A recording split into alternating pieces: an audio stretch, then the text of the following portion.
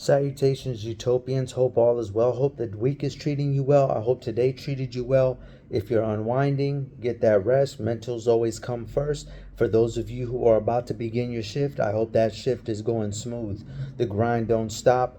I'm trying to shoot out these videos as fast as I can. With that being said, I want to really break down and put the NFL in some perspective for a lot of the onlookers right now, as we are about to embark on a major free agency. $30 million infused into the salary cap, only expected to accelerate from now into 2025. A lot of people calling it the Taylor Swift infusion. I'll just say this, the Swifty infusion.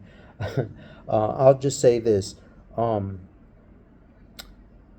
What a shocker, though. You know, it's kind of got that stock market look to it where everyone expects it to rise and really goes in the opposite direction. You got in the latest installment of that, Justin Simmons, Pro Bowl safety for the Broncos, still in his prime window. You look at the Seahawks let go 2 starters, Diggs and Jamal Adams. The Bills released 3 players yesterday.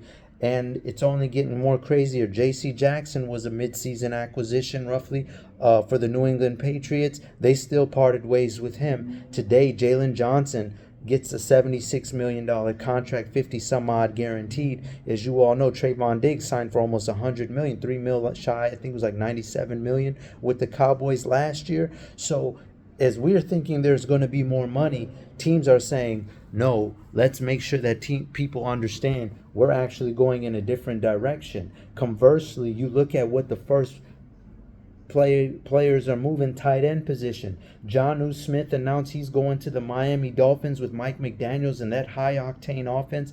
I know they had Gesicki running a 2 tight end set. He's already a proven commodity in that style of offense. Seeing what he did last year in Atlanta, quietly outperformed Kyle Pitts. Then you look over and you see Zach Ertz reuniting with Cliff Kingsbury, who left the USC job to go be an offensive coordinator for the Commanders, where everything is revamped. Magic Johnson and the new ownership group starting everything from the ground up.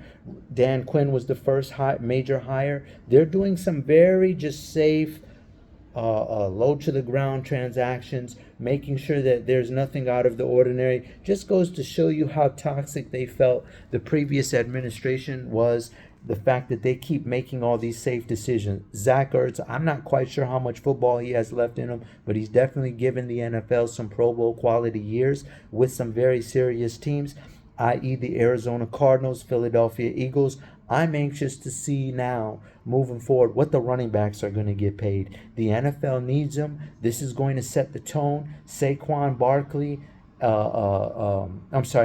Tony Pollard of the Dallas Cowboys, possibly formerly of the Dallas Cowboys, said he'll take less money to re-sign with Dallas, allegedly. That's kind of weird because they're letting Tyron Smith walk. You don't really want to run in an uncertain offensive line, especially when you're missing your 10-plus year tackle. And he still said, I'm willing to take a pay cut. That's heading in the wrong direction. You got Saquon and Derrick Henry. Henry coming off a little bit of a banged-up injury-riddled season, less productive. Nick Chubb has been injured, so we don't really know what the running back standard is right now. So many people were in and out of the lineup this year. New stars born every week. Jerome Ford for the Browns stepped right in and filled that role immediately. So when you're really dissecting everything, it's a very polarizing moment right now. DBs in a vertical league normally have been getting paid, and what we have right now in the secondary is actually a pay cut and a bring you down to reality in case you guys think you see food right now. This is a very, very polarizing offseason. We got a lot of quiet free agent quarterbacks that are going to hit the market. I know the big names are Kirk Cousins, but Brett Hundley has had time behind a 2-time Pro Bowler in Lamar Jackson. We also have a backup in Sam Darnold, who could possibly be next in that lineage of most improved quarterbacks, i.e. the Geno Smiths and the Baker Mayfields. Sat under a guru, learned what he needed to learn, now is going to get in the free agent landscape. I'm not going to lie to you, he looked pretty good in spot duty against that stifling Baltimore Ravens #1 defense. There's a lot of stuff to be watching underneath it all. Right now, the only position that I know for a fact that will not stop getting paid is that pass rush. You got a pass rusher, you got to pay him. But even that could be in question because as the NFL continues to increase, what are you going to start getting? I mean, you see what Bosa got. You're gonna start paying $250,000 for a defensive end. No, not to mention you got all these strikeouts at quarterback. Russell Wilson, that guy over there in Cleveland, Deshaun Watson, that's coming to an end pretty soon too.